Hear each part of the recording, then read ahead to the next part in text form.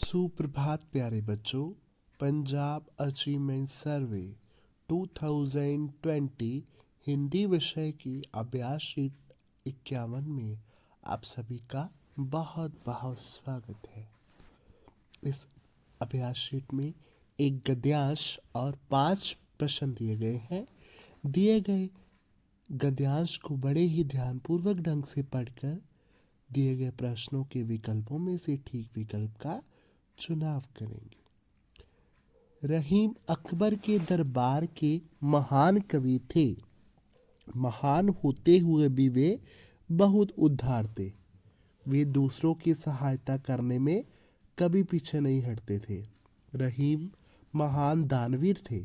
उन्होंने कभी कीर्ति की कामना से दान नहीं किया, बल्कि सच्चे मन से दूसरों की सहायता की।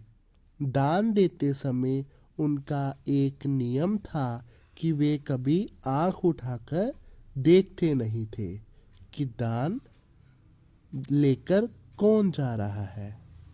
प्रश्न नंबर 1, रहीम किसके दरबार में महान कवि थे? विकल्प है शाहजहां, जहांगीर, अकबर, सिकंदर। तो प्यारे विद्यार्थियों, प्रथम पंक्ति में भी हमने पढ़ा है कि रहीम अकबर के दरबार में महान कवि थे, इसलिए विकल्प नंबर ग अकबर बिल्कुल ठीक। प्रश्न नंबर 2, रहीम महान डैश थे? दरबारी, दानवीर, संगीतकार, योद्धा। रहीम महान दानवीर थे, इसलिए ख विकल्प दानवीर बिल्कुल ठीक। प्रश्न नंबर 3, रहीम किसकी सहायता करने में कभी पीछे नहीं हटते थे? राजा की, प्रजा की, दूसरों की, अपने माता पिता की।